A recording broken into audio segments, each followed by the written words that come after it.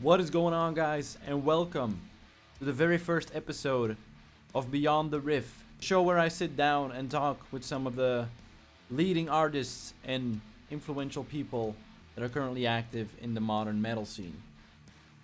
My first guest on this show needs little to no introduction. The man puts out guitar covers faster than the speed of light, his reactions are top notch, and he is, according to his own words, a core kid for life. I'm of course talking about NIK Nocturnal.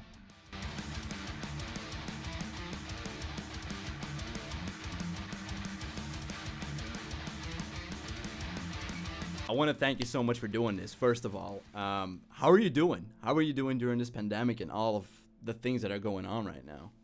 I'm doing all right, man. I mean, I'm fortunate because basically I was just a person who stayed at home all day anyways, so my life hasn't changed that much. Yeah, so it's just same thing. Spend all day making dumbass videos and recording some music, and that's kind of it. Yeah. Are you a full-time YouTuber? Is that your full-time job? Yeah, it's well, I mean, I do a bunch of things that revolve around, like, because I'm a YouTuber, like, I have people, I teach students, and I have, like, guest work and session work because people know me from YouTube. But yeah, no, this is, it's my full-time thing, YouTube, Twitch, and doing Patreon stuff, doing, like I said, guest work, session work, doing ad stuff. It's all YouTube based. Yeah. Because I was wondering about that, because you started doing like a lot of reaction videos in like the last year and a half. Then that's really starting to blow up. Yeah. But doing them myself, I know like that gets copyright claimed all the time. oh yeah, no, I don't. Honestly, out of like the 1,300 videos I have, probably 900 of them are claimed or something like that. Probably more. Wow. Yeah. So oh my god, if they weren't claimed, bro, I'd be having a pretty good one. Probably. But no, yeah, like those are claimed, but I just, I don't really care. I never did care. Because I originally never did this to make it a career. So even if stuff gets claimed, like, it's fine. Some stuff doesn't. Obviously, when it's like a Monday video I'll do where it doesn't have any like music in it or anything, or just stuff I write. So, it's fine. Or sometimes, I'll be able to get my stuff whitelisted, which is a little bit more common nowadays, just because labels like to actually hit up reactors to do stuff for them. Yeah. But yeah, no, it's still a lot of copyright claims.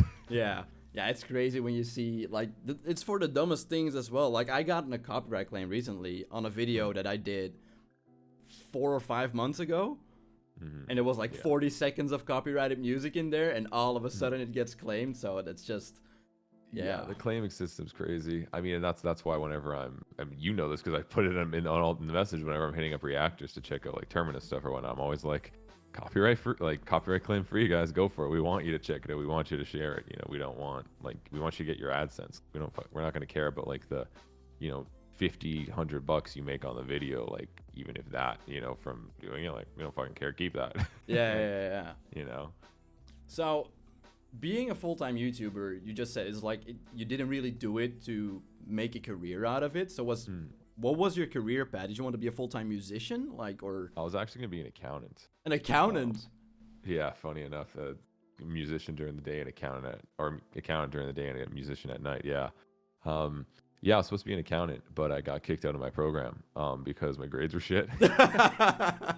And which was fair. I mean, I went to the guidance counselor. Well, he called me in because I was in university and it was like 2 years in. And like, I was going for a Bachelor of Commerce, but again, you're supposed to like specialize in like accounting or marketing or whatever the fuck. Yeah. And I specialized in accounting, and he was like, dude, your grades fucking suck, basically, in accounting. Like, why do you want to do this? And I was kind of like, yeah, you're right. Like, why do I want to do this? Like, just that realization of like, wait, what am I doing right now? Yeah. So I got kicked out of that program, and then even though you get kicked out of the specialization, you can just complete like your commerce degree, which is just a fucking business degree. It's nothing special, right? Yeah.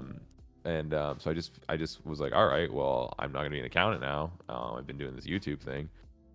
Guess I'll see if we can be a YouTuber, and I just focused on finishing my fucking commerce degree. At least there was something there, right? And then after, I was like, well, I have no other aspirations, no other things I want to do with my life, so let's just give it a go. And I kind of just gave it my all, and since then I just never really looked back. Yeah.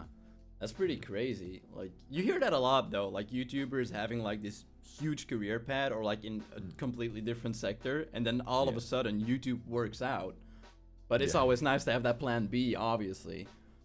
Yeah, I mean, I hated school in general, but I hated university too.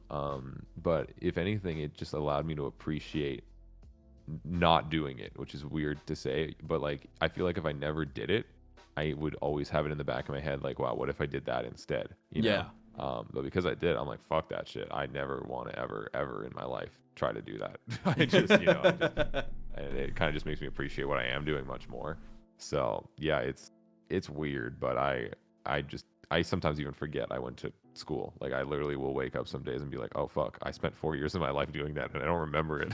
Yeah. I mean, it's like you kind of live a dream, because a lot of kids aspire to be a YouTuber, especially full time. And I don't think a lot of people also realize how much hard work it is, and how much harder work it is than any day job that you can imagine. It's a lot more like mental work, right? Obviously, it's not as much physical labor, like those people fucking, in construction and shit. Like those like, goddamn, that is intense. Like I've done some construction stuff here and there, very lightly, and like, bro, I was done. Like, like it's exhausting, right? That's tough. But yeah, it's weird because when I started, like being a YouTuber it wasn't a thing. Like it was a thing that some people were doing, like very rarely, right? But it wasn't like, here's a career path. It was more like, oh, those people just got really lucky and are like celebrities. You know what I mean? Like they just like they won the lottery basically. Yeah. And that's kind of it. When I was started, I was like, yeah, that's not like an actual career path. That's just if you get lucky, you randomly get picked, you can be a YouTuber. So it wasn't a thing, and even streamers weren't a thing.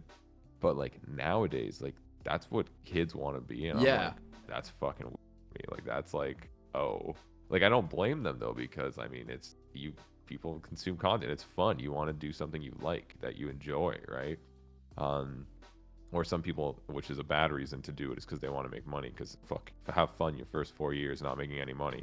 No, if I ever did this for money, I would have quit way long ago. Yeah, for sure. Because it's a grind. I literally made for 4 years videos with making like, because everything was claimed, right? I did all the covers, maybe made like $500 to $200 over 4 years doing it. Like, it's I didn't do it for that, obviously, right? But I was just fortunate enough to eventually get there. But yeah, it's weird to me that like that's like the thing now. It's like, hey, when I grow up, like it used to be like I want to be a fucking doctor or a lawyer or an astronaut. Now it's like I want to fucking make memes on the internet. Yeah. Shit, okay. That's what it is now. All right then. I mean, it's people prove that it's possible, so I think that really weighs into that whole of like I want to be a famous person on the internet. But as a musician, it's especially now, I think we're very lucky as musicians that we have the internet as a platform to put out music and put out content, because live shows for me, it's a thing of the past. I hadn't played a live show for a full year before COVID hit, and now it's been over a year and I still haven't played a single live show. So that's just distant memory. So I'm very glad that this platform exists, that we can put out music and put out content. Yeah. And it's weird because I feel like content creators versus like real musicians, right, is kind of how I would separate them. Like there was definitely that barrier. Like there was the real musicians in actual bands touring, and then there was dumbasses like me on YouTube. You know what I mean? That we can play music, but like we were kind of considered jokes. You know what I mean? Which hey, that's fine. I don't fucking mind. I'm just doing what I like, right? And to see within the last year, like all those musicians come to Twitch, come to YouTube, and basically it's just like this divide that was kind of there before is now like, it's now, if you're a musician, like it's almost like you have to do both. And I'm like it's amazing to me, and I love seeing it, because I mean myself, like I've gotten into contact with so many like music dudes that I've known that are like, dude, yeah, like I'm doing this shit now, like the Twitch, and like I've watched your shit, and I'm like, what the fuck, like you watch my stuff, like you're like a legit musician, you know? Yeah. Why do you watch? And they're doing Twitch now, and it's so cool to see just that overlap, because that was not there. Just like YouTube being a job wasn't there, just like reactions weren't there. A lot of this stuff that is kind of popping now, like, is, at least to me, like within the last year or two, like it's pretty recent. And YouTubers that again started when I started, like they didn't get, and if a lot of them died out before, you know, like I went for fucking 6-7 years. Like I'm just lucky because I just am an idiot and I keep doing it because I love it. You know? But all those guys, like they never got that benefit, right? They just did the grind for 4 years, which was way harder than I'd say it is now. Even though now it's more competitive because so many people are doing it, it's more accepted, I guess, which kind of makes it also a little bit more just easier to kind of like be like, yeah, I can actually do this, at least mentally, right? So yeah, it's weird, man. So the new album for Termina, it's releasing very soon. Yes. How excited are you for the release? And it's finally here after 3 years. Fucking A, man. What are you talking about, man? We never make people wait. Yeah, I'm excited. I'm very excited. It's something that me and Andy, man, like we put a lot of work into it. And it was really a process of me and Andy, like learning how to do it together. You know, it was because like we did covers before, and that's where I knew we had something special. Like me and Andy have this weird synergy with each other. Like I always say it too, and I say it to him. Like we are really good friends first, and then musicians second. And I think that dynamic in general is why we're able to make the music we make and do it so comfortably, because we know that our relationship is way more important than anything else, right? Like we wouldn't fuck each other over. We trust each other. And we have that synergy, which again, we built with doing things like Post Malone Rockstar covers or like other covers we did back in the day together, where he just like, I would do an instrumental and he would just destroy the vocals. Like he would just kill it. And I'd be like, wow, like, how did you do this? You know, and completely just transform into this amazing package. So I knew we had the synergy and we had the really good friendship, and we just kind of started with the tracks and going for it. And it started turning out great. And it was a big learning process. Like we released Lucid, got feedback, built on that, released The Abyss, got feedback, built on that, you know, and kind of shaped the album based on the feedback and what we want to do, as well as me and him getting comfortable with each other. Yeah. And, you know, especially this, like this is not a Nick goes and solos everywhere thing, right? Like I can do that anytime in my solo shit, right? This was I wanted to write good music where Andy can kind of go off. And as we finally got comfortable doing that, and you can hear it kind of in that last track, you checked out The Edge of Time. Yeah. Even though all the lead, like there was a lot of lead shit in there, actually, especially if you hear the instrumental. It's just a little like underlying background kind of. But even that, like that's a bit more of a leady track. And that was the last track we wrote for the album, because that was me even feeling more comfortable with what we had and feeling comfortable being able to add to it and actually add a bit more of like technical ability and shit like that, because I knew that the product itself was already synergized and it fit. So once we start to actually eventually get into that as well, and as we just keep moving forward and doing more and more songs, like we'll just build upon that and be able to kind of really bring out the best of each other. Because even Andy on this, I originally wasn't going to write any solos for the album, and he was like, dude, yeah, you should rip a solo. And I was like, are you sure? Like, you know, like I don't have to, right? Like I can, but like, do I need to? Yeah. And he was like, dude, yeah, like, so just like I pulled the best out of him, and I'm always like, dude, get crazy, get weird. He does the same with me. He's like, Nick, fucking, yeah, rip a solo here, dude, just fucking go crazy. And that ended up being 3 solos on the album, even though none of the singles have it, because the single tracks were just, I think, special for the singles. But on the album, there's actually 3 full solos and things like that, and a lot more lead work, which again just took us a while to get comfortable. So yeah, I know that's a long answer, but I'm very stoked for the album.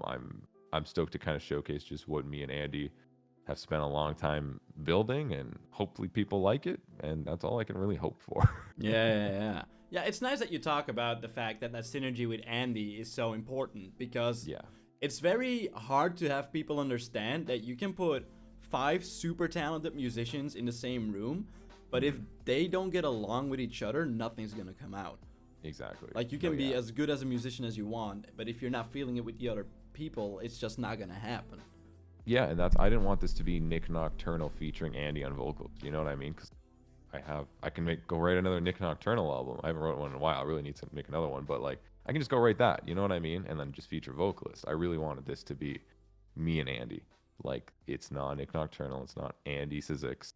it's us. It is Termina. It's Termina, and like you hear the best of both of us in it, and that's it. And we just we spent a fuck ton of time on it.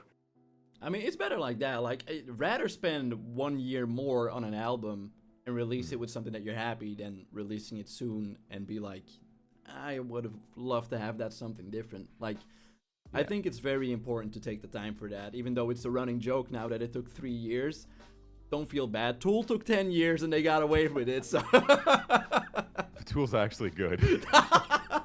But no, yeah, I also like the single route in general because I like feedback. Like, if I would be sad if like we released Lucid and then people would maybe give us like good feedback, but the album was done. You know what I mean? Like, I'd be like, thanks for the feedback, but the album's done. Like we can't do anything then. Yeah, you can't you can't build on the feedback anymore. You can't build on it, exactly. So I liked releasing the singles as we basically finished them, and the feedback, and then also having time to like consume and comprehend what we actually written and be able to kind of reflect back on it. Like, we just kept writing better and better tracks kind of as we develop. Even though Lucid is still definitely one of my favorites, even though it's the first one, there's just something special about that one. But yeah, we spent a lot of time kind of just doing that, as well as experimenting and just trying fun things, because on the album, like, there's chill tracks, there's deathcore tracks, there's fucking metalcore tracks, there's gent tracks, like it has a good variety, because we don't want to just be like, oh, here's Termina, another metalcore band, or here's Termina, another deathcore band. Like, we know that we can't add anything special to any of those genres, I'd say specifically. Like, we can't be a better metalcore band than all the other metalcore bands that, or we can't be a better deathcore band than all the other deathcore bands. So we're like, let's just be a really good modern metal band. Let's just really focus on just trying different things, so people won't expect every album to be pure brutality, and also people won't expect every album to be radio rock, Like, we really wanted to have that freedom so we can make something cohesive, but also variety. And like, on the album, like I said, it's heavy as fuck. It's actually heavier than I thought it was going to be. But there's a good amount of variety, and there's some chill tracks too that people might be like, wow, they went for that one. They fucking went for that. And after you hear like Desolate Spectre as a single, you're probably like, holy fuck. But also after you hear maybe those chill tracks and you hear another track like Servant of Death, which is probably the heaviest track, heavier than Desolate Spectre, you're probably also like, what the fuck, So it's we're excited, and it's finally here, and it's weird, it's because the songs have been done, and when it's finally here, it's like, oh, it's here now, it's like exciting, but it's like you've already like all the stress and like love and everything has already been put into the songs.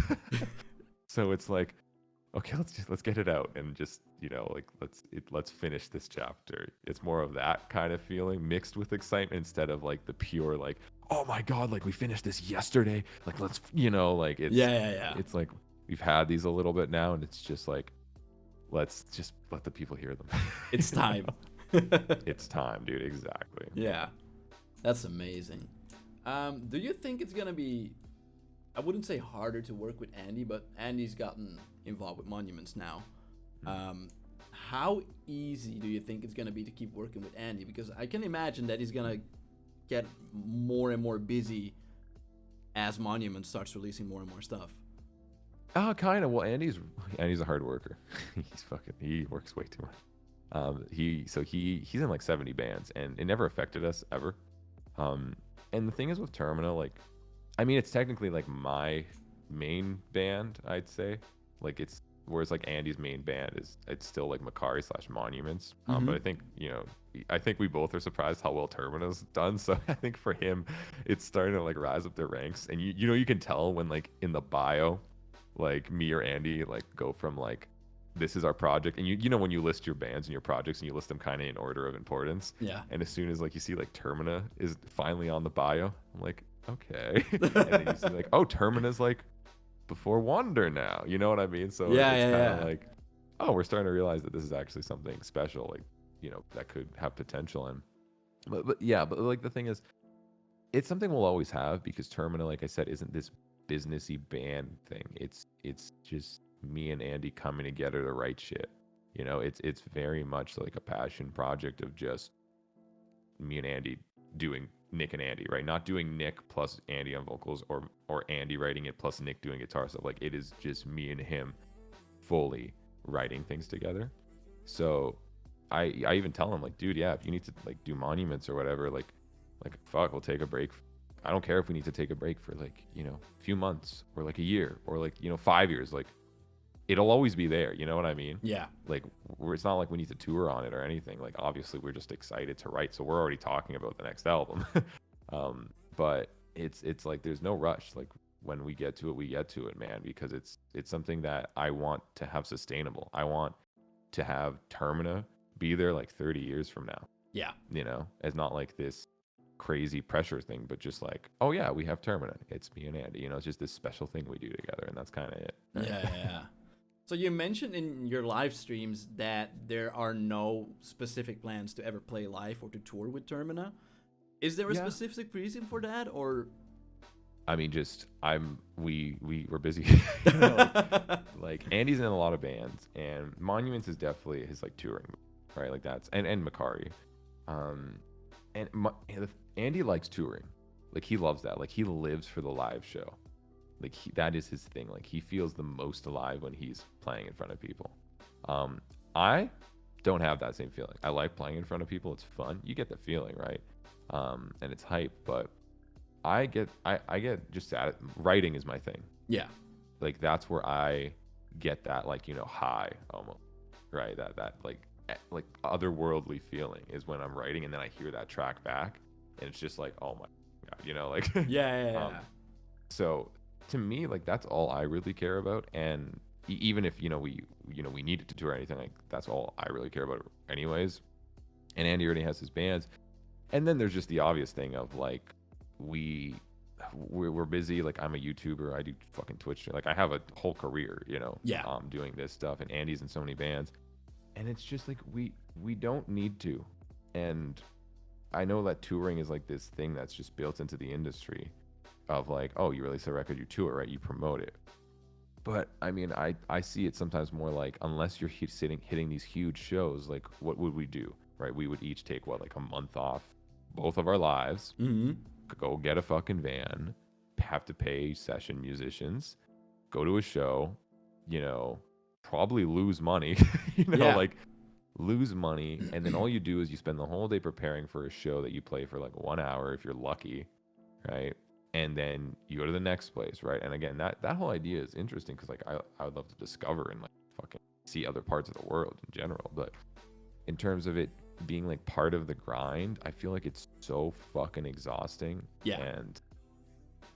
And like again, we could go on tour for a month and maybe get more fans, and who knows, maybe make money from the tour, maybe not, right? Maybe just fucking split even.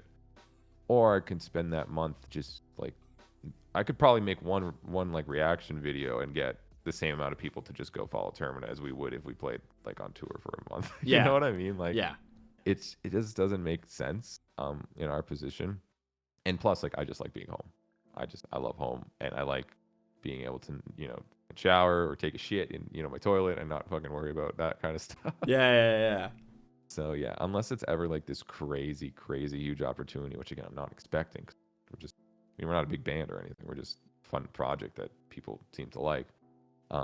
So I don't see it anytime near in the future, but if it's some crazy, dumb, stupid, big opportunity, like me and Andy would probably do it. But yeah, we don't plan on anytime soon. So you said that you're already like thinking about the next album. Yeah. If you start writing, like let's say you need to start writing on the first track, how does that go for you? Do you do guitars first? Do you program drums? Do you come with vocals from Andy and you're like, I could do a riff on that? Or how does it work? Like the process behind the writing, how does that go for you guys? So everyone I've worked with does it differently. Me and Andy's specific thing is I usually write the instrumental first, just like the bass instrumental. So like how I write the instrumental normally is usually just with a guitar riff. So I'll just jam on my guitar and you know, either I have a concept in mind, like I want to make this type of track. Like, I don't know, example I could use is like on one of my albums, NIK Nocturnal album, I wrote like a series called Nefarious, which is like I wanted to basically make a classical piece for modern metalcore or modern gent, whatever the fuck, right?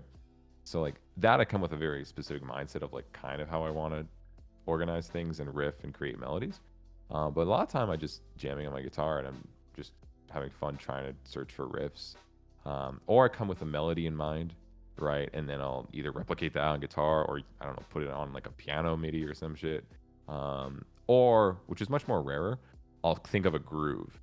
And then I'll maybe program the drums with the groove and try to do something cool, a guitar over. But it's usually start with a guitar riff and that's it. Like Lucid was the intro of da-do, nano, nano, nano, nano. That's how that whole song started. Same thing with The Abyss. Nano, nano, nano, nano, nano. Just played that riff and then built a song around it instrumentally. I think that was the same actually that was the same for all the singles. Desolate Spectre, the first intro riff, the same thing, and then Edge of Time, that intro, that chorus riff. Yeah.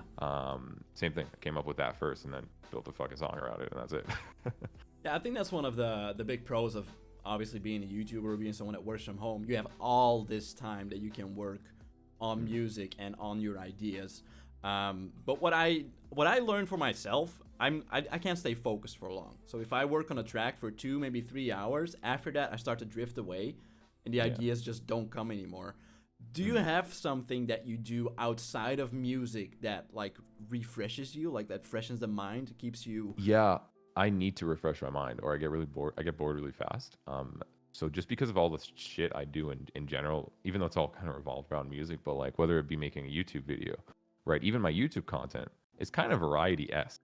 Right, like yeah, I have reactions, I have covers and that, but I also do like stupid meme content. I do like more personality. I do like metal musician tries to write a trap metal song. You know what I mean? Yeah. So I'm always trying different shit, and that's just with the YouTube realm. And then plus I have Twitch, which live streaming is its own kind of thing, right? With different types of content. So that also kind of makes my brain work in different ways. And then every Saturday I teach, which also makes me think differently. I also do sponsored videos, right? Which I know a lot of like sponsored videos actually. They're fun to do because it's like a different mindset. It's like you're in the mindset of a marketer. Yeah. Which I do have a bit of a business mind, so I like doing that shit. Like I like exercising that marketing mind and seeing kind of how that works. So yeah, like I'm always trying different things creatively within that, so that keeps me like refreshed. And then plus, in general, writing music, right? If anything, the writing music's the thing I do the least because I just don't have as much time for it. So whenever I have time for it, I'm super stoked. But outside of that, like all I really do is maybe game here and there and like watch YouTube and Twitch and kind of it. Like everything resolves around creating content. Like that's just the life. Basically. Yeah. Yeah. How did your like parents or your family react when you were like, yo, I know I was supposed to be an accountant, but guess what? I'm gonna do this thing called YouTube and I'm not gonna make money for 4 years. Well, that was the thing because like my parents knew that I wasn't gonna be a YouTuber because I never said I was gonna be a YouTuber because I didn't think I was gonna be a YouTuber for most of my life. Like I just did YouTube, you know. It wasn't like I'm gonna be a YouTuber. I just did YouTube. And then when I got kicked out of my accounting program, even that was like my mom was just like, okay, just finish your degree, right? Just get your fucking bachelor's, and then I don't give a fuck what you do, basically. Like I'm content. Like you at least have something. And I'll be like, all right. So I basically just finished my bachelor's, and then that's when I was like, okay, you know, even myself, like it's scary, you know, like hey, I want to be a full-time YouTuber. There's no guarantees. Fuck no, there's not. But I think I built it up enough at the time where I could see the potential, and I knew it's all I wanted to do with my life in general. Like I knew that's where my passion lied. Yeah. Even if it wasn't like something I thought I could make a career out of, I knew it's all I wanted to do. So I just gave myself, I think I graduated in July of fucking some year, 2018 or something, in 2017. And I was like, okay, by December, I have to be able to pay rent, basically. Yeah. And if I can't, I need to rethink my whole life. And I told my mom that. She was like, okay. You know, because she was like, well, you got your fucking degree. I mean, I just don't want you to be homeless, basically. Yeah. Which is understandable. So, like, she was supportive of it because I wasn't like one of those kids that, again, when I was like really young, I want to be a YouTuber when I grow up. I wasn't really like that. I thought I was going to be an accountant. So when I did the switch, she also was like, she was pretty understanding. She was like, well, I mean, yeah, you did you finished your fucking degree. Like, you know, go do your thing, I guess. You know, it wasn't really like this, no, you can't do it. She was obviously iffy, but it wasn't like a, no, this is, you know, you can't do anything with this. Cause she already saw I was doing decent with it. And she knew I was pretty decent at it. Right. So she was like, okay, like go go try it. Fucking A, you know, why not? I was like 22 or something, 21 at the time. She was like, you know what? Like, you're in your 20s. You got a lot of time to fuck up. So if it's a mistake, whatever, you're still like early 20s. It's not a big deal. Yeah, if you're gonna fuck it up now and not. Yeah, if you're gonna fuck up now. Like, whatever, you can rebuild later if you really need to, but you'll never get the opportunity again, probably later in your life. And I think I knew that, and I think she knew that too. So she was like, you know what, like, yeah, like, you're not gonna, even if you do accounting right now or you do something else, like, and then you're like, well, when I'm 30, I'm gonna try this. Like, yeah, maybe you can make it work, but like, this is the time for you to fuck up, not when you're 30 and you actually gotta, like, you know, fucking think about like existing and like houses and shit, you know? Yeah. I mean, I guess it definitely helps that you had a plan together, because as you said, like, I need to pay rent by then. If I can't, I need to rethink my shit. Like, the fact that you have that mindset is very important, because so many people jump into this just thinking they're gonna make it. Like, no, and I mean, it's so weird because I don't want to be discouraging, right? Because I think anyone who wants to try this because they love it should do it, like, because they think this is their end all, but they should be very aware that this is not easy. Like, I mean, it looks easy, right? You just see the dude making 3-minute videos and he gets people watching him and people fucking subscribe to his Patreon and pay him money and shit, right? But you don't see the 7 years that took him to do that. Exactly. Right? You don't see the 7 years of getting like 5 views or getting no views and putting in like 10-hour work times into one video. Yeah. Like, you don't see that. And the only way anyone who is humanly sane in any way would do that is because they love it, and that is fucking it. Yeah. It's not because they think it'll be their career, or they think, you know, they'll make a fuck ton of money, or they'll be famous, you know. Like, trust me, if those were my goals, I would have quit way long ago. Yeah. I mean, it also destroys your mental vision of the whole thing. Like, if you're doing it to make a career and you're just uploading videos that are like either low quality because you think it's easy, or you just get like 5 views because you don't know how to use SEO and optimize your videos for the algorithm. Yeah. Like, there's a lot of things that people don't think about. And like you also say, like, the 3-minute video, that 3-minute video takes that person probably 3 to 4 hours of work to make it look that good.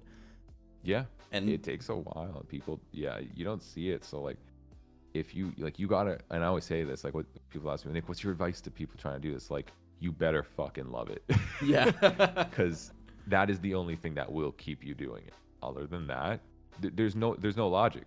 There's no sanity to doing it. Like, like, I think I'm fucking crazy, to be honest, that I did it for as long as I did. And I'm insane. I did it because I loved it. I did it for 4 fucking years without even, you know, side thing, right? So like, you gotta love this, and you gotta make it your whole life. Like, I don't have a social life, right? You don't have time for that shit. You know? Thank you. Oh my god. No, like, people think this YouTuber thing is, oh yeah, dude, let's fucking every day, you know, we're getting fucking lit, bro. We're hanging with the homies, you know, like parties with the famous people and shit. I'm like, bro, I literally have not left my house in like 5 days. Like, what the fuck? Exactly.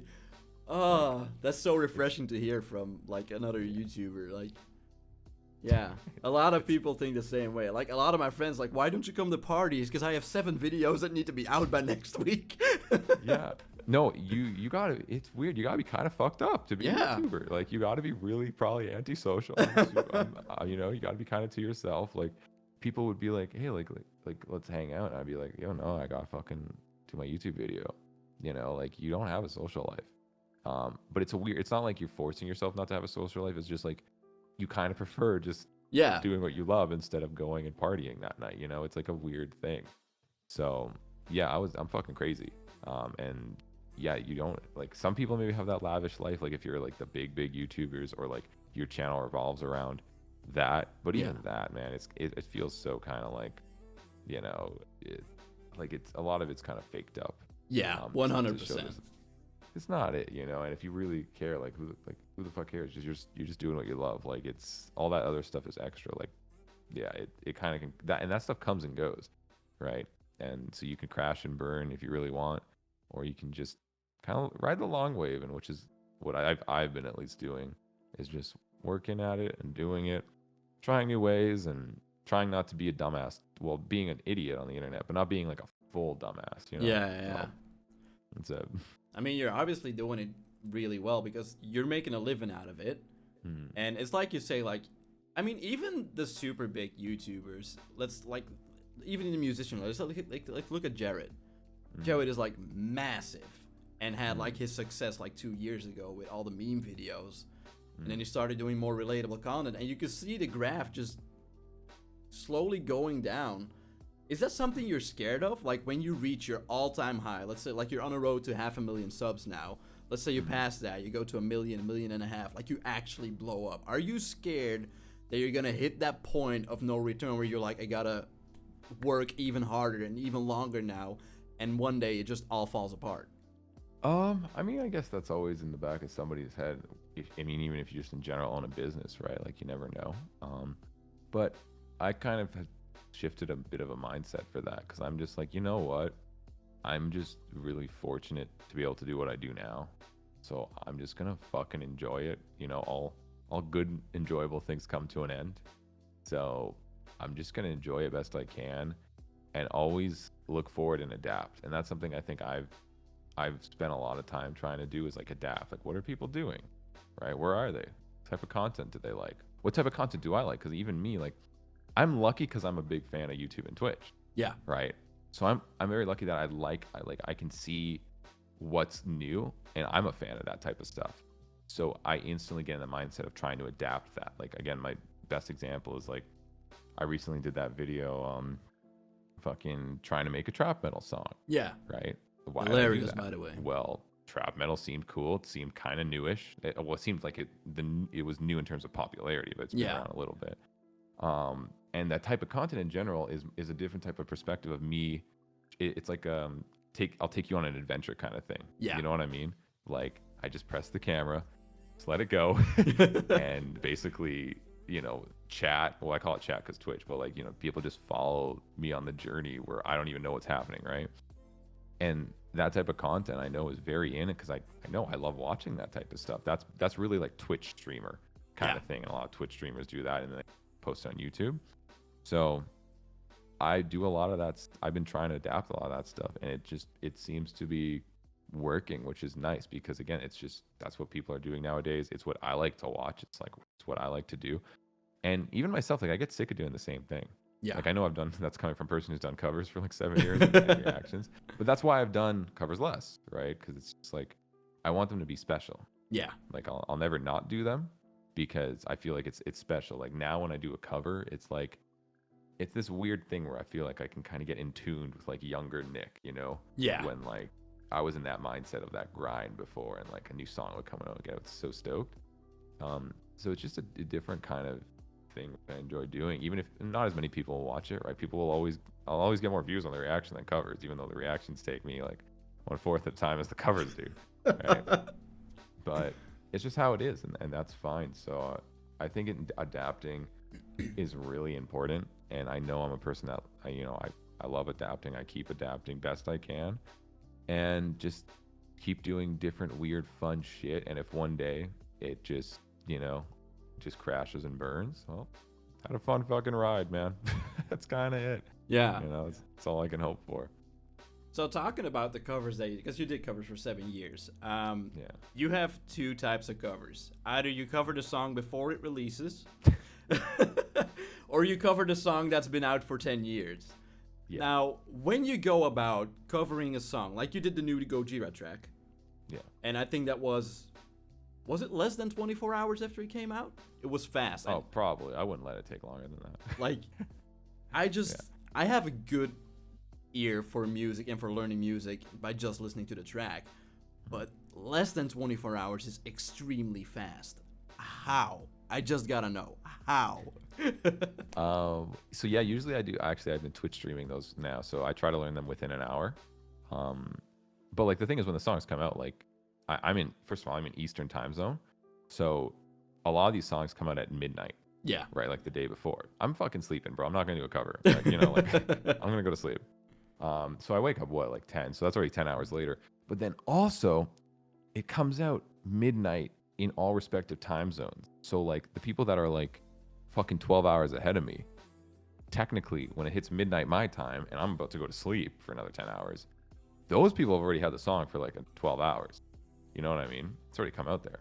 So technically, like by the time I actually get to it, it's kind of been out for like a day, like compared to like when Australians get it, you know? Yeah. But like, yeah, I'm like, all right, let's wake the fuck up, you know, and then I just go on Twitch. I'm like, all right, let's learn this within an hour. And a lot of it is experience because I've done it so much. And I know experience is such like a slough off answer, you know, like, well, just fucking do it a lot and you'll be good at it. Right? I mean, it's true, definitely in music. Yeah, but essentially what it is, it's understanding patterns as well as theory and understanding the guitarist, right? So for example, I will always cover the second song of a band that I don't know that drops like a single, like I don't know, a band I don't know, and I cover the first one and then I cover the second one. I'll always cover the second one faster than I did the first one because I understand how the guitarist thinks to a point, right? Because when you're learning the song, right, it's like a weirdly intimate thing when you're learning a guitar work, right? You're getting in the mindset of the person who wrote this, really, right? And you're seeing these patterns, you're seeing these scales they're using, you're seeing some of the techniques, right? Because guitarists are creatures of habit, right? Everyone has their thing, and you know, same like I was learning Gojira, but I already knew Gojira's style. They do the fucking, you know, the scrapes, they do the triplets. You know, D standard, perfect example. I knew the song was in D standard before I even picked up my fucking guitar because Obviously, it's Gojira. You know what I mean? So it's things like that just understanding the song, understanding, you know, the band, the guitarist, as well as just understanding theory pretty well, and also mix that in with, of course, me doing this for so fucking long. It's just, I'm able to kind of do it pretty fast, and I'm lucky because of that, because I'm able to pick up that guitar and be like, tuning, key, go, you know, and you just go, you know, nonstop, and also organizing it structurally. I think a big thing with guitarists or anyone learning songs is they get overwhelmed really easily, because they see 3 minutes or 4 minutes of a song. It's a long time. Yeah, it's a lot. But I remember making a video about this like fucking 4 years ago too. They like people don't realize as much that in that 3 or 4 minutes, it's basically like half of it's just repetition. It's the same shit again and again, right? So you really only got to learn a lot of the time, like the first minute and a half, 2 minutes of a song, of like a 3 to 4 minute song, and you kind of know it all. You know what I mean? Because it's just like you learn the chorus. Well, the next time they do the chorus, basically copy pasted. The only thing you have to remember is the variations, which are annoying. It's just memory work at that point. I fucking hate when there's a lot of variations. It's my worst enemy. Because that's just memory work. That's not like, patterns and pattern recognition and kind of going with the flow. And once you've learned the chorus, it's like, you know, it's a little bit easier to regurgitate, because when that second time that chorus comes around, it's like the slightest bit different. Yeah. And the only way you'll know that is if you just in your mind say, this is second chorus. Remember, at this point you have to do this. You know what I mean? Yeah. But that's it. It's kind of a combination of all those things. And again, I don't do it as much anymore just because I did it for fucking, 4 or 5 years, and that's all I did. But now it's much more special, I think, when I do it, and I try to leave it for like songs that I'm really excited to do it for, and that people are kind of hyped and want to see it for. Yeah. So when you look into the future of like, hey, as you said, you're doing the covers for so long, so you're not doing them as much anymore. Now the reactions are popping off. I mean, look at my channel, like 6,000 subs. I have videos with 100, 200k views just because people look for that content. They search for that content. But there's obviously going to be a point when no one's going to look at reaction videos anymore. So at one point, it's going to die off. Oh, yeah. How do you go about evolving? Because as you said before already, you like adapting yourself. You like looking into what is new, what do people like. But if you had to come up with like something completely original, like I want to set myself apart, I need to do something original, how would you go about that? Is that something you think about a lot, or do you just let it happen? You get an idea, you record it and see how it does, or you actually sit down and think it through?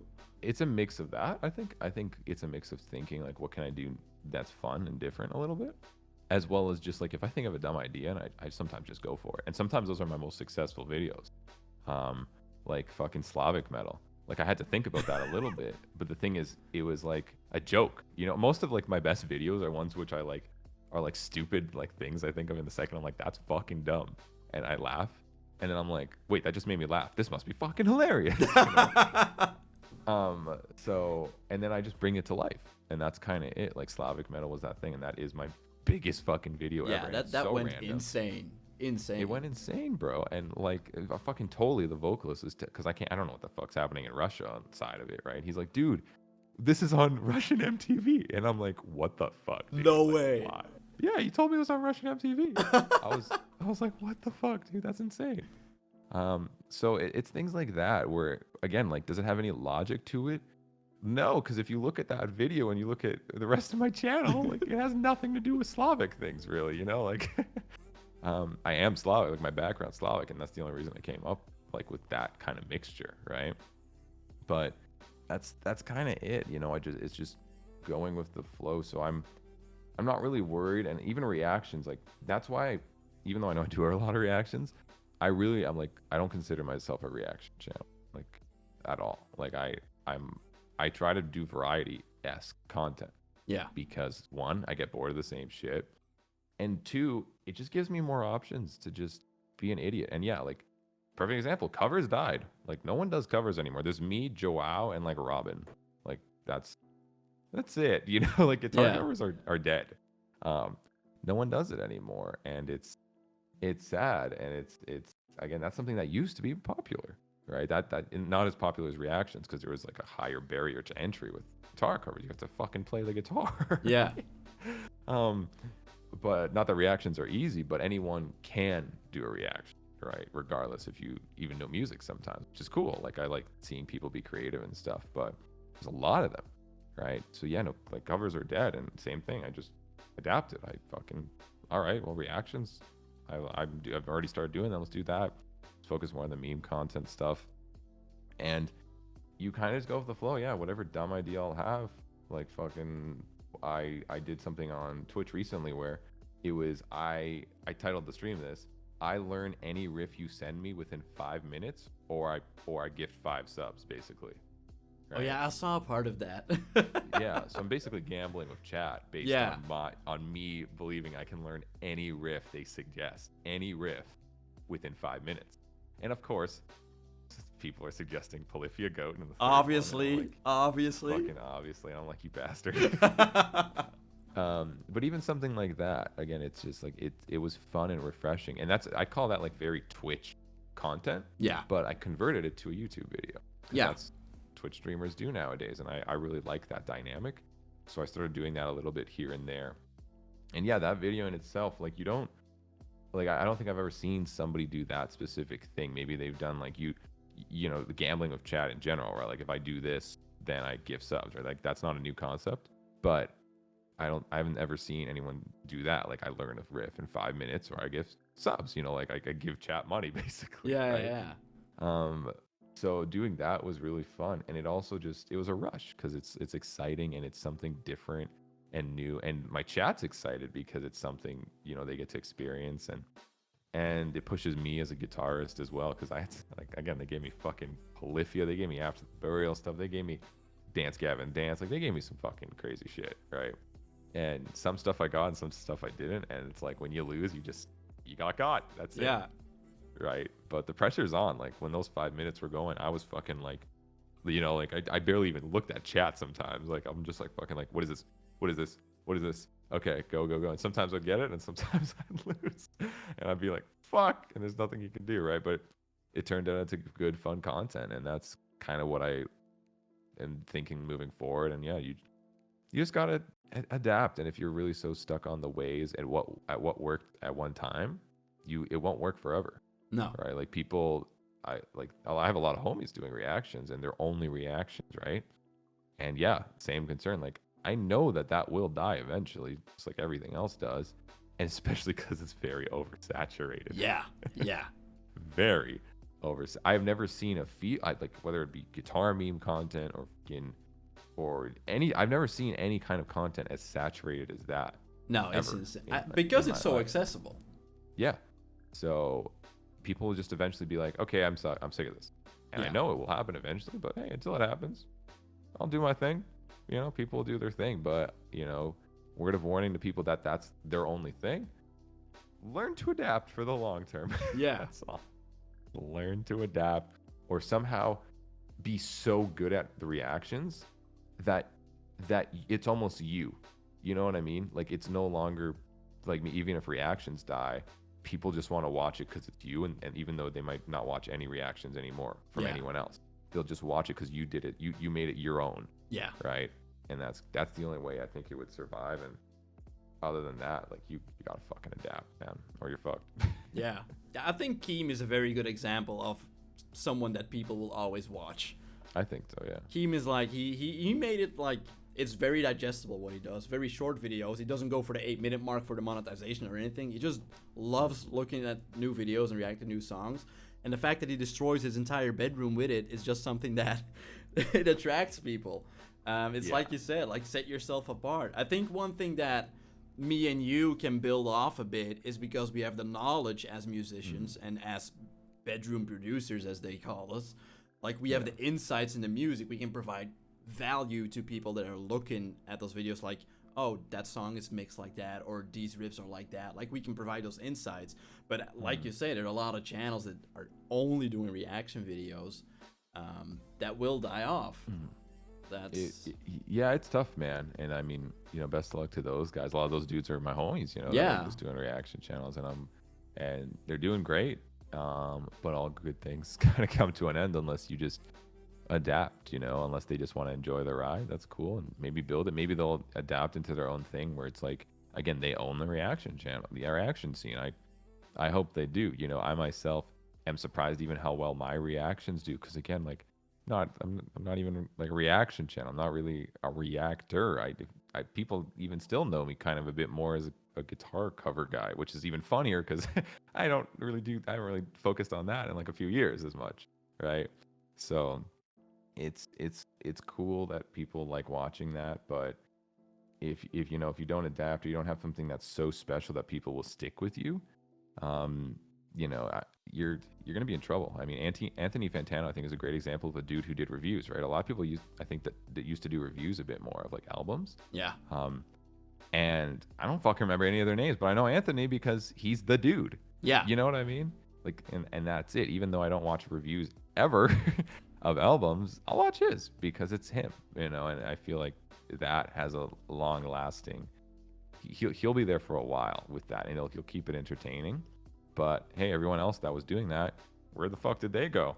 I don't know. They're off the face of the earth. If I know, you know, they're not doing fucking YouTube anymore. It's just they're gone in the dust, and that's the same thing that happened with guitar covers.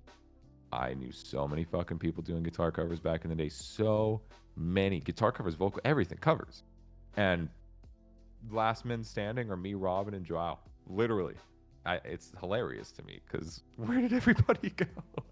You know. So it happens, man. It's got to fucking adapt, yeah. Yeah, I think with the guitar cover scene as well, it's definitely come down to more like skill and being fast. Like, if someone would cover a Rings of Saturn song that came out 5 years ago, no one's gonna click on that because so many people have done that. But there's like this one guy in Japan that he covered like 5 Rings of Saturn songs from the new album 3 days after the new album came out. That's just insane. And and Cole. Forgot to mention Cole. Yeah, Cole, of course, actually is the OG of guitar covers. Yeah. I miss the most famous boy, who's my favorite TikToker ever. Yeah, we joke around. I always call him a famous TikToker, and he always calls me something stupid. I don't know. No, yeah, he's probably actually, I forgot. He's probably the biggest last man standing, I think, with guitar covers even. And even him, like, he doesn't do them as often anymore, you know? It's weird. It's the adapting that you're talking about. Like, you need to find your different ways. You have to. You absolutely have to. And that's, I'm fortunate, but I spent a lot of time and a lot of frustration, you know, separating different things and building an audience that wasn't just one thing. And that's fucking tough because I never had, like, other than Slavic metal, right? I never had like a viral video because I never just did that, except like guitar covers for a long time. Like, I never really had that one type of content where I just did that and I got better and better and better and better at that kind of only one thing. And then I was known only for that, again, except guitar covers. But it's hard to get, like, it's hard to get really any, like, people watching with just guitar covers. I just got lucky because I did them fast. But even that, like, it takes a while, and then you're known for that one thing, right? And then you get your viral videos, right? PewDiePie was known as doing the guy who people watched get scared, who did horror game playthroughs, right? Yeah. There's a lot of YouTube channels, Epic Mealtime, they're known for doing ridiculous big eating shit, like a lot of those YouTubers were known for one thing, and they're good at it and they go viral. But when you're trying to do that variety kind of thing and spread it out, which I eventually started to do, like you're basically building a fan base, or I don't like fan base or followers. I don't like using those words because they're just people. It's just people who watch your stuff and who are super supportive. That's really it, right? Which is awesome. But you build that fan base where they will watch it more so because of you. Yeah. And that takes a lot more time to build than just, I'm gonna watch this because just because it's a guitar cover, or just because it's a reaction, or just because it's another I don't fucking know, challenge video. Some YouTube channels are like challenge channels or whatnot, right? It's fucking tough, and it's taken a long time to build, but it's given me that freedom where I feel like I can kind of do anything as long as the content is still good. Yeah. And people they'll appreciate it. They'll watch it even though they maybe subscribe for the reactions. They'll watch a cover. They'll watch a meme video. You know what I mean? They're a bit more accepting, I think, of that. So getting more into your music part of life, I am very curious because as a musician and as a metalhead, I've had to hear people say for years either metal isn't music, or you only listen to metal, don't you? Now a lot of people don't realize that that's a big misunderstanding. I think metalheads are more versatile music appreciators that there are. Do you have any genre outside of metal or multiple genres that you're like, I really, really enjoy this, but I also still love metal, but I really, really enjoy this? Kinda. So the thing with metal is I think of it more as a medium, right? I don't even consider metal necessarily like a genre, because there is neoclassical metal, there is trap metal, there's jazz metal, there's pop metal. Yeah. It's basically going through any genre and combination you want, but with the option of heavy guitars and things sounding heavy, right? And it sounding metal, right? And with screaming maybe on top. So I do like a lot of music through the medium of metal, because I like that little bit of aggressive touch that medium provides. Would I listen to Beethoven on its own? I wouldn't dislike it. I think it's incredibly musically. But would I really love it when it's in a metal version? Fuck yeah. You know what I mean? That's when I'll actually listen to it. Yeah. It's through the medium of that. Just because it's just what I'm used to. I don't know, especially I think if you listen to metal for a long time. Yeah. Your ears just get adapted to that sense of energy, maybe is the right word. That specific energy level. Whereas if you listen to something aggressive and energetic and has a heaviness to it, and then you listen to something that is considered that you might like, and the melodies and all that stuff are really good, but then when it's punching at you, it's you're where's the energy? It's weird. It's yeah. Where's that energetic sense? Everything else about this is good, but it's missing that bit of energy. And again, that medium of metal just provides that for me. So I listen to a fuck ton of things that revolve around using metal as a medium, but in terms of purely outside, I'll listen to pop. I'll always see what's going on. I don't like songs. I like songs here and there. I'm just a bit more picky with it. Yeah. But if I like a song, I'll usually really like it. It's not going to be I'll put it on here and there. No, I'll fucking jam that shit. Or same thing a bit with some of the trap stuff or some of the dance stuff.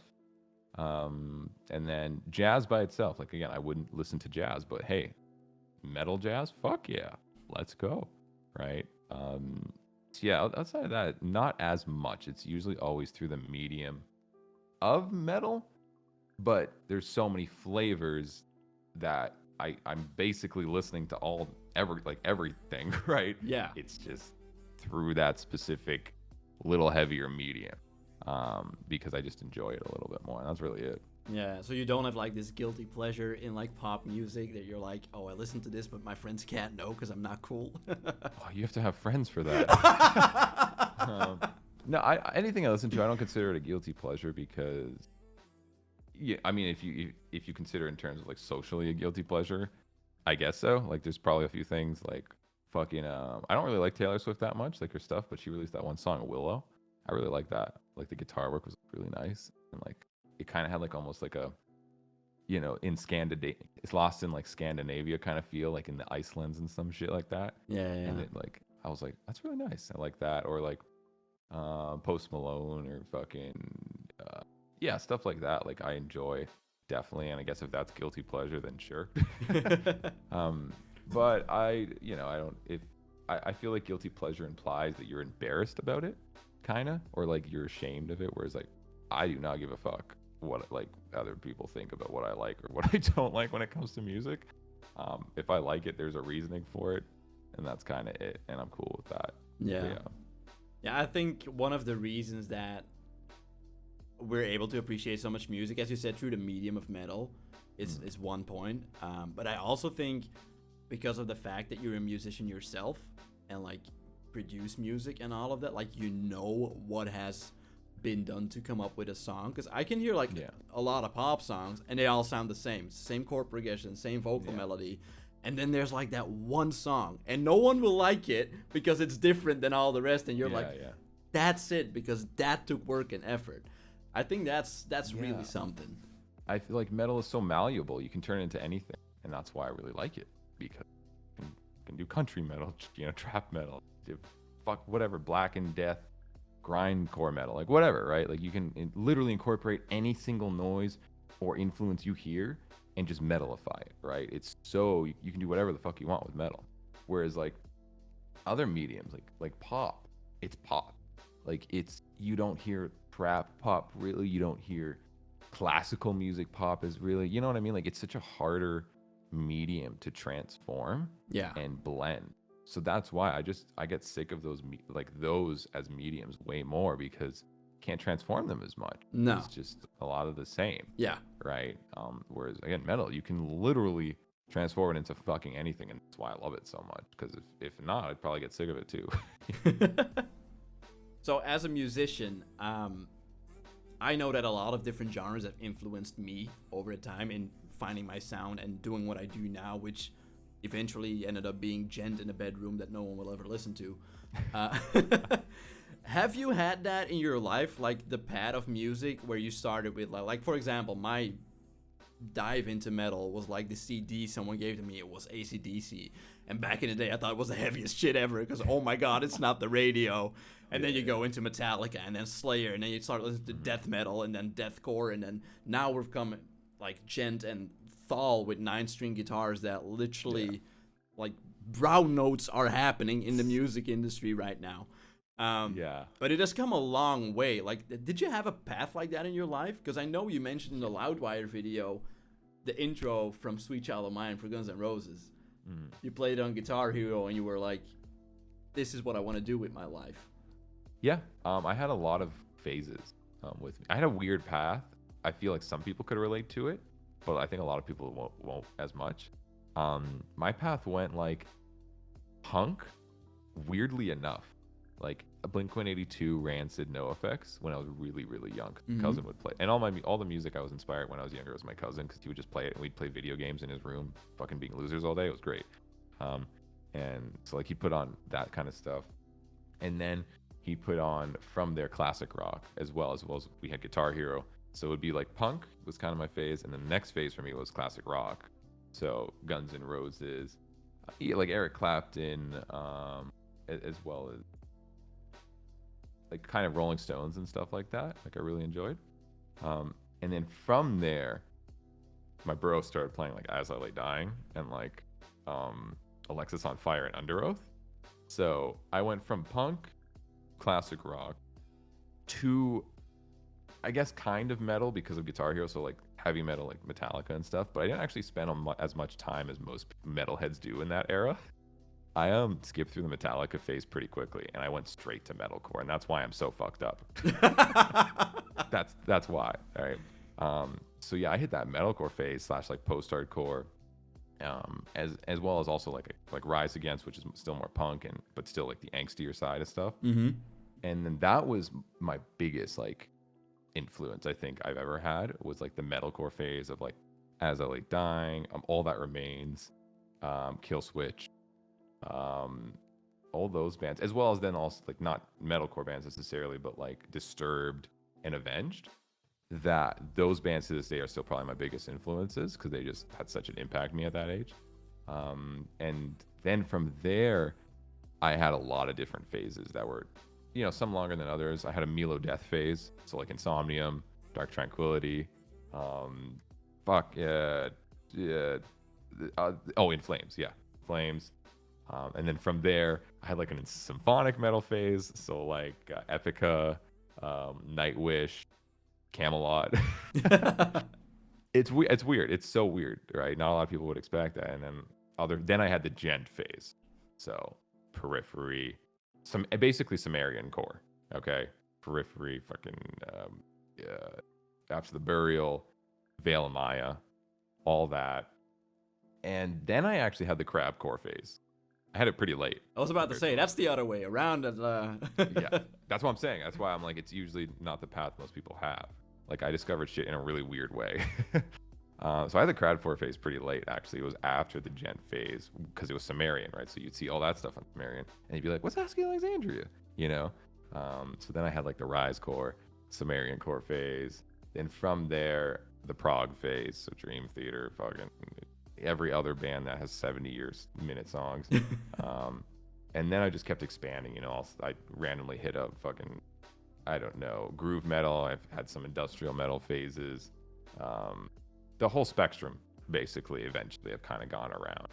But it was a lot later in my life when again, the main thing, and to this day, it's still my favorite phase, was that like early 2000s metalcore. Like we literally actually just finished making a playlist on like Spotify, like with Twitch, for like 3 days. We've been doing it now, of those early 2000s like metalcore stuff, because that was like for me such a big impact on even the Djent or whatever fuck modern stuff I play to this day.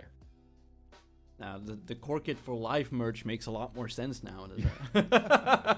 Yeah, there was something about that phase that it had guitar, right? And that's I think what drew it to me the most, was like it had so much guitar work, like riffs were crazy. It had guitar solos still, when guitar solos were cool. Yeah. You know? But it still had breakdowns.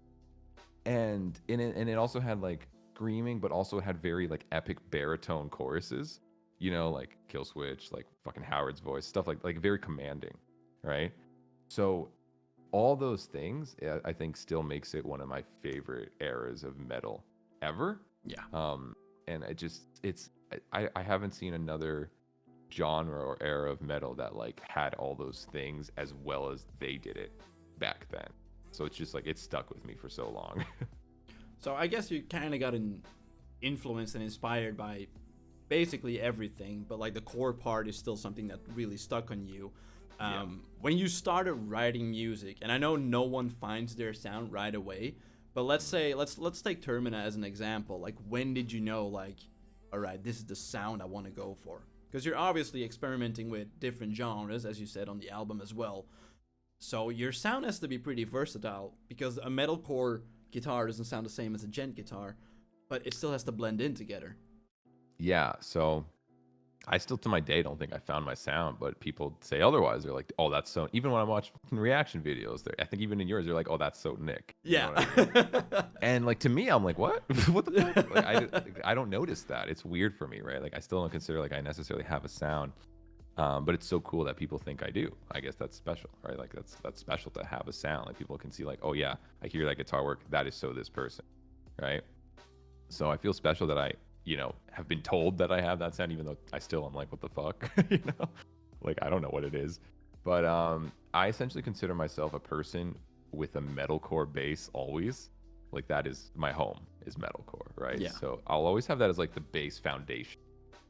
But then I throw in everything on top. Any other genre, it will somehow be chorified. But I blend it all in. Because the thing is, even with, like I said, metalcore back then, you could rip with a solo, right? Yeah. It was still techie. You could rip with breakdowns. You could be heavy as fuck. You could have clean songs even, right? Like the ballady kind of more chill song, right? So that's why I use that as a base, because if I decide nowadays to write a modern chill song or a modern experimental proggy song or a modern just deathcore track, I can still use all of those. Like I can still use that foundation, I think. And that is, I think, the thing that makes it consistent, and I guess gives me the style that people would say like, oh, that's so Nick, while still being like, oh, that's Nick, but leaning toward Djent, or that's Nick, but leaning towards deathcore, or that's Nick, but leaning towards whatever other kind of infusion. But it's definitely that core stuff that is the foundation of all the stuff I think I write, even nowadays. So you do everything yourself, like in terms of writing, producing. Well, probably mix and master is done by someone else, I think. No, or is that also you guys?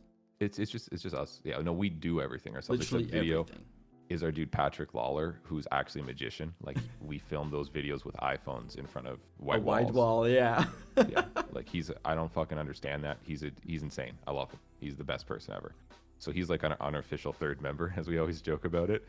Yeah, no, everything's done by me and Andy. I write the instrumental as a bass. Mm-hmm. He tracks vocals. Sometimes I'll be like, here's a concept instrumentally that if you want to try to match it vocally. For example, one song on the album, Servant of Death, the entire concept is that you're kind of on it's kind of voodoo-esque mythologically, if that's a word, inspired.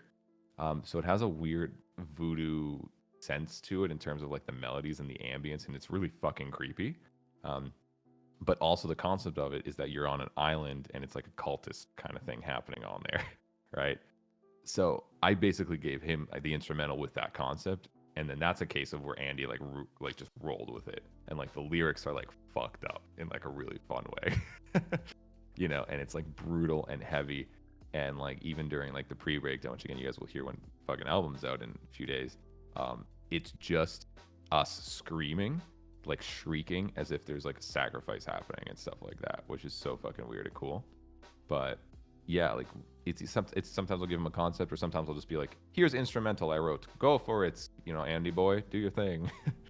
And then he'll give me the vocals back, and he'll be like, okay Nick, so I did vocals like this, what do you think? And then maybe I'll be like, oh, can you maybe like change one of these parts, or like maybe put a low here instead of a high, or like can you change like the melody there, or like kind of try this melody instead? And same thing he'll do for me, be like, okay Nick, so I wrote the vocals here, can you like maybe like, we don't need this pre-chorus, right? Like kind of, or we don't need this part, or can you change this melody so I can put this specific vocal melody on top of it? I'll be like, sure. So like we work on it together after we've written like our main kind of things, and then he does the lyrics all himself. And then after that's done, I've mixed the instrumental bass. So he already mixed the vocals as like a bass. Then we mix it together, and then he masters it. Oh, okay. So that's the whole process. Yeah.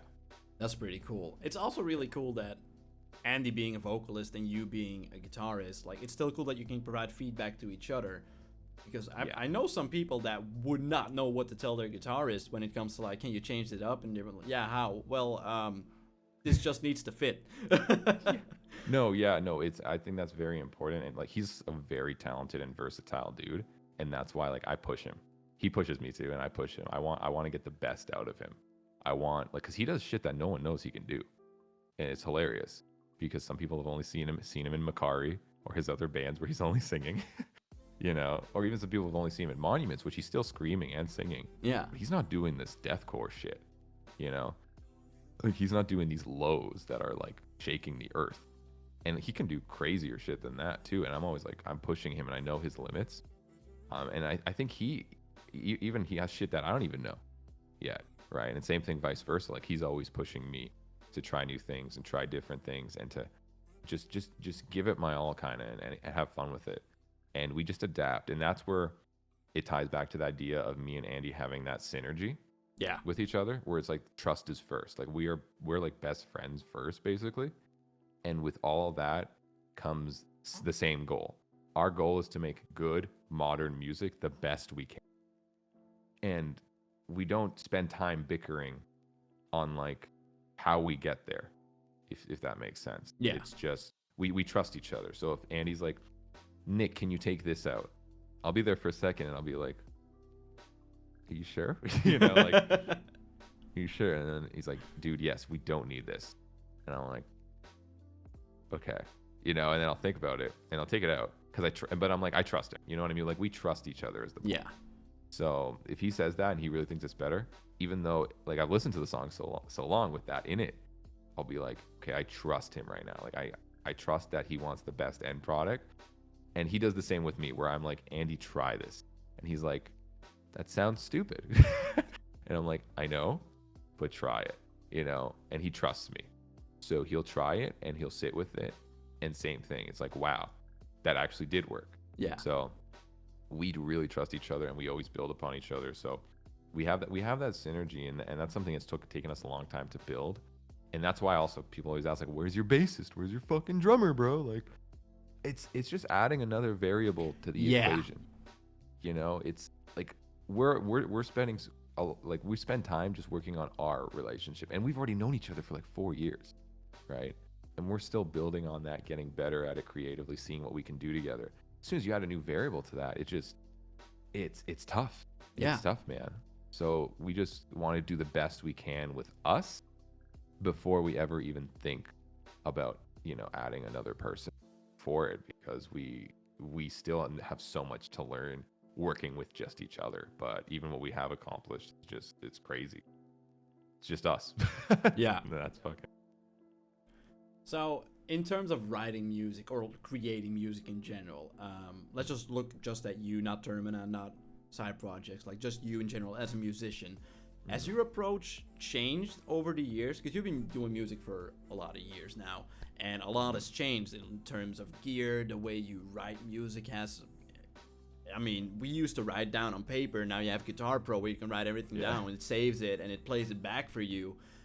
Production has gotten so much more accessible for people that anyone can start their own project from their bedroom if they have a PC and a guitar.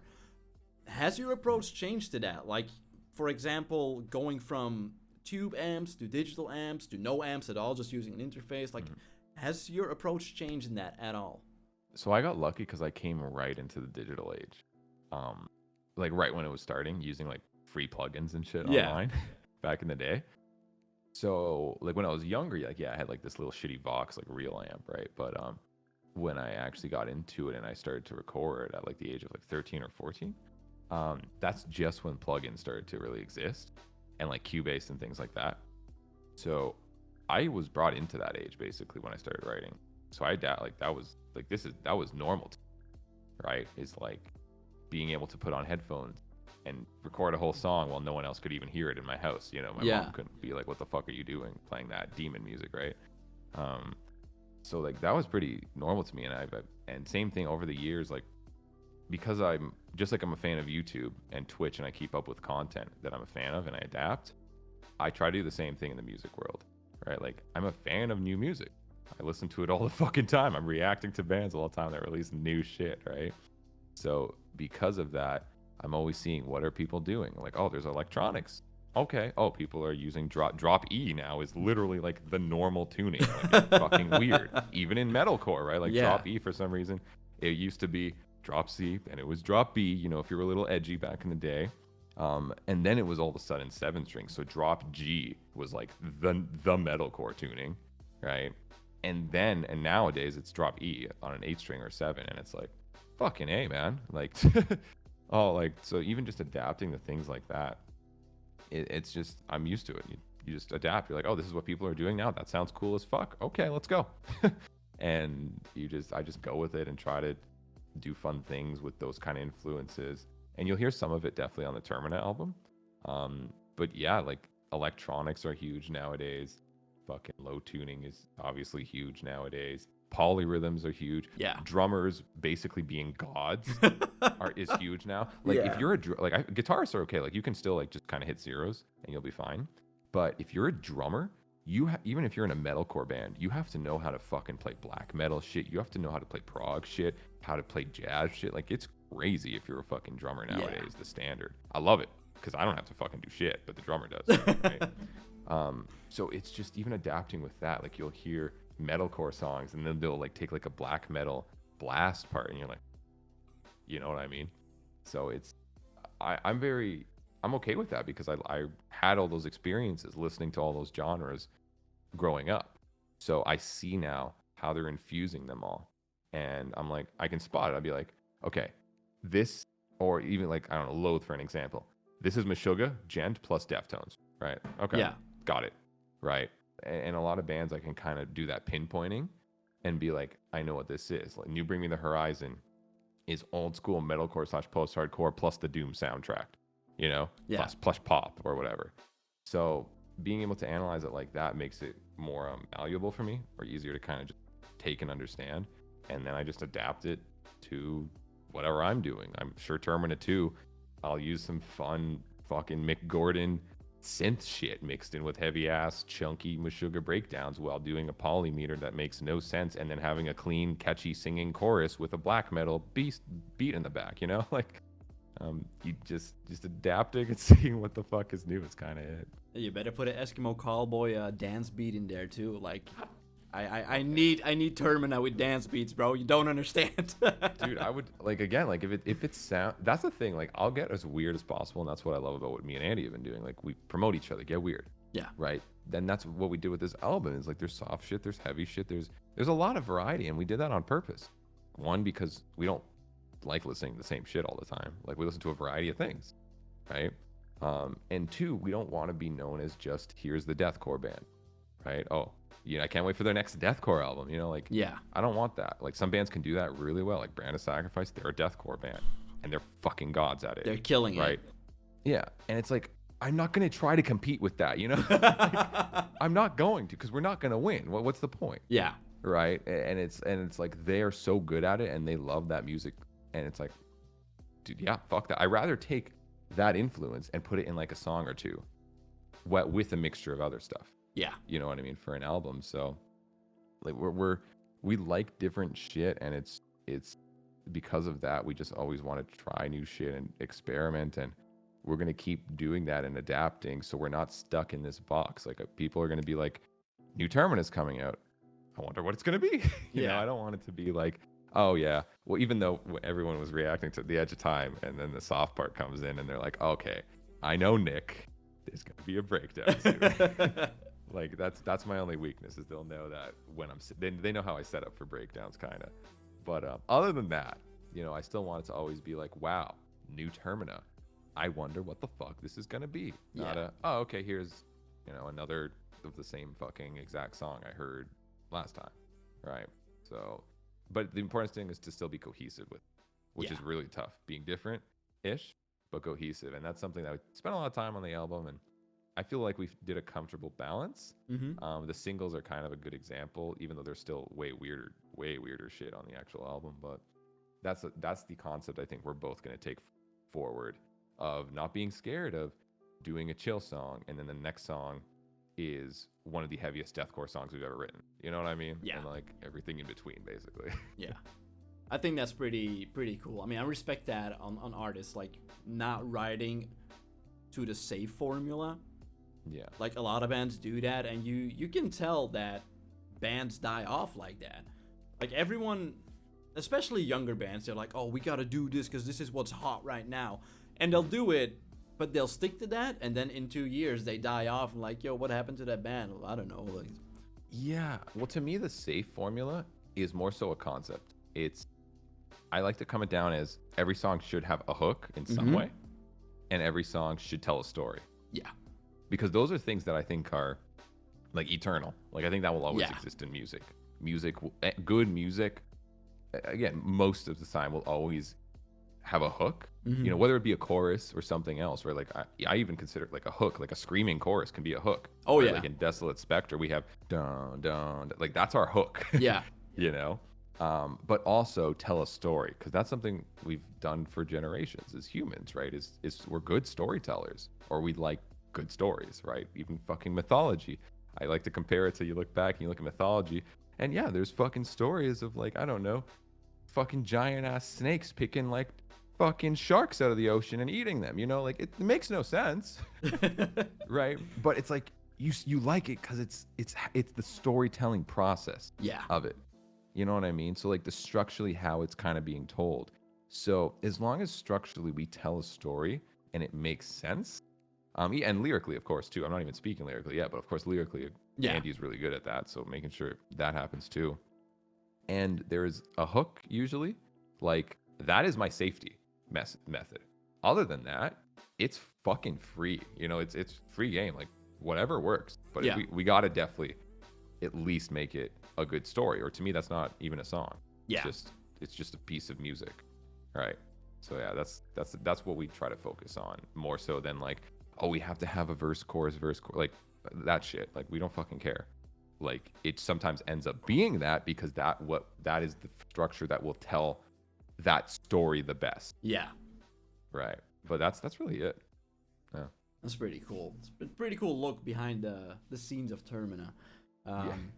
Following up on the last question, when I said about approaching to creating music, has it changed? Do you think that the modern age of producing music, as you said, you rolled right into it, you became a bedroom musician when the digital age became a part of producing music. But do you think that the fact that we can do almost anything digitally, like we can program bass, we can program drums, we can program guitars and no one would notice. I mean, look at Mick Gordon. I'm pretty sure all that shit is overproduced as fuck. And it sounds incredible. Do you think it has a good or a bad influence on music and young musicians? I think that's a good one because, it does take away a little bit something sentimental and special about things being, I guess, raw like that. But it opens up more opportunities for musicians to experiment and to express themselves in different ways, which otherwise, because, hey, I'm not a fucking drummer. I can't. I wouldn't be able to write cool drum parts. I couldn't be able to write the Termina drum parts if that didn't exist, right? So being able to express these things and try different things and discover different things and push the boundaries of modern music, I think it's a really good thing. Even though, it does take away some of that old special thing about music, but it just comes down to music's not what it used to be. Yeah. Right. It's a different thing. And I think because I grew up in the age of modern music, I love it. Like I'm not as like held on to the old times of like when classic rock was the thing or, how bands made albums back then. Like, I don't fucking care if you use a real amp or not. Does it sound good? Okay. Like to me, it's always about the end product. I don't even care if the person can fucking play what they're writing, to be completely honest. Like, if I see them live, I do, right? But, like, if they don't play live, like, I could give a single fuck if they could actually play this crazy bullshit sweep they made. It sounds cool in the song. I'm listening to the song. I don't really care how it's made in that way, right? So, again, that's probably, it's a bit of, I don't know how many other people think like that. It's an uncommon thing, but that's just something, again, I grew up in that age, and I love seeing it. And again, people, even if they can't fucking play it, they still push the boundaries, right? They still made something which someone else heard and maybe inspired them to be like, fuck, I got to up my game, even if they don't know they can actually play it or not, right? Maybe they got better because of that, right? So I like seeing that kind of evolution, but I know a lot of people would probably disagree with that. I think, one of the biggest hate videos that I make, where I get like a shit ton of hate of people like not even being in the music industry, is my Buried Alive videos. Charles from Buried Alive is insane. Even now that he's posting raw playthroughs of the shit that he writes, the man is a fucking genius. And there's one discussion in my comment section going on. It's like, oh, that's fake, you can't play it. And then the other side is indeed like, well, what if he can play it? It sounds cool as shit, let him be. Yeah, well, yeah, exactly. Like, I thought he could play it anyways, but even if he didn't, like, I'm like, dude, I don't fucking care. It sounds cool. Like, what the fuck? Like, who cares if he can? Like, and that's why even, like, I feel like, I don't know, guitarists, the guitar community sometimes has that sentimental thing of, like, it's a bit arrogant and elitist in that sense of, like, even thinking, like, even the word fake guitarist, like, who the fuck cares if they're faking it or not, which just surprises me. Like, I knew that was a big thing, you know, a few years ago. Yeah. Where, like, even if somebody calls someone a fake, like, something's faking it, like, you know, like, people reacting to that, like, who cares? Like, they can play it, you know what I mean? Like, it's fun, right? And I remember seeing the outrage of, like, my dudes making, like, sometimes videos, like, there was a decent amount of them right? Of people like sometimes calling them out. And I'd watch those videos and find it entertaining. But then I'd come back to them later and be like, why is there so much outrage here? Yeah. You know, it's like, it doesn't seem like a lot of time the musician really cared, right? Because they know they can play it or not, Mm-hmm. you know, and if they can't play it, well, then who cares? They made cool shit. Yeah. Right. And the person saying it made fun content. And then everyone else was, a lot of people were offended. And I'm just like, who cares? It's good. You know, Yeah. He wasn't saying it sounded like shit. You know, that's offensive, maybe. Sure. You know, this sounds like garbage, you know, but in terms of just the modern age, like being able to play something or not, who cares? I myself always, anything I record, I do make sure I can play. And that's just me being me, right? That's just a standard I put for myself, but I don't, like, that's not something it's not like life or death for me. If I think of something really cool and I literally can't play it, like if I really think it'll make the song sound that much better, like I'm not going to put my like kind of ego first.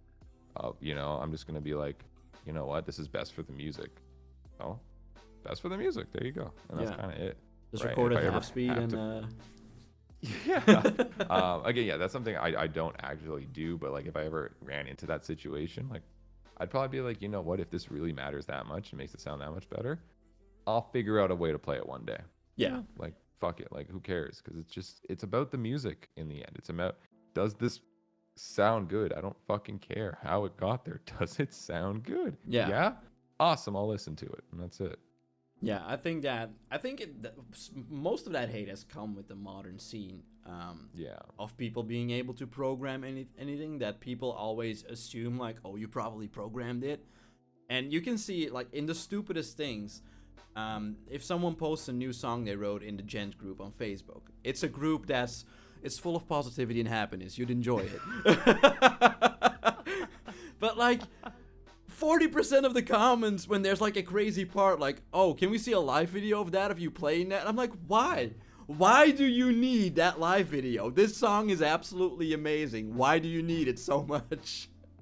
Yeah, and I get it because it's the musicianship feeling of like, again, people had a lot of pride in being good at guitar, especially back in the day, right? Like that was a thing, right? Is like, wow, they are an amazing at guitar. Whereas nowadays, it's wow, they're good at writing thing, and that's the big shift. You know, because you can like good guitarists are kind of a dime a dozen, right? Yeah. So it's really hard to even see a guitarist that's doing something so fucking mind-blowing that you think is impossible anyways, right? It's like you kind of just like, yeah, they're just really good, right? As like before, it would be like, wow, there's no way a human can do that. Yeah. Right? Now it's just like, I mean, for me at least, I'm like, no, yeah, they just probably fucking played a lot. It's just like, because the envelope of guitar playing is fucked now. Yeah. Like, there's kids that are 5 that can play better than me. Yeah. You know, like, and I know that. So because of that, I'm not even surprised. And when it comes down to it, is it fake or not? Like, I don't fucking care. Like, it's still pushing the envelope of guitar and making people want to get better. But regardless, I really do think it still all comes down nowadays more so to writing. Like that's the thing. Like the guitarists are not really guitarists as much anymore. They're writers. You know, Composers. They're composers. Yeah, it's much more that mindset. And there's still some very, again, flashy, crazy guitarists pushing the scenes, but even those guys are good composers. Yeah. Right. Like they're writing impressive shit, but it's still cool shit. Yeah. That's like. That you want to actually listen to. You don't just want to see it for like 5 seconds and be like, wow, I don't know what just happened, and then you forget about it. It's still like, wow, I don't know what just happened. That was technically incredible, and also I actually want to listen to this more. Yeah. So I think that shift has happened, and that's why, like, for me, my mindset has just shifted with it as well. But I think a lot of guitarists, again, it's that thing. Like, no, you got to be a guitarist. It's guitar first. You got to be fucking fast as fuck. You know, everything has to be played exactly the same, you know, the exact precision. And that's cool. You know, guitarists should pride themselves on being really good players. Yeah. No doubt. But I feel like a lot of the time it becomes this ego thing necessarily. Yeah. Yeah.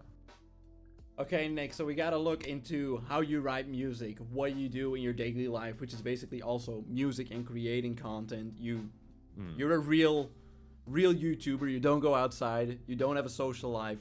But it's clear that you're very passionate about what you do, which is something that I really love to see. Is there any last thing that you would like to say to people watching this, being it about Termina, yourself, anything that comes to mind right now? I don't know. Yeah, thanks for the support over the years and watching my dumbass be a dumbass on the internet. Thank you for that. And yeah, check out the Termina album. You'll maybe like it or you'll fucking hate it. Regardless, comment so I get the engagement. So it's the SEO. You know, that's all. Yeah, that's it.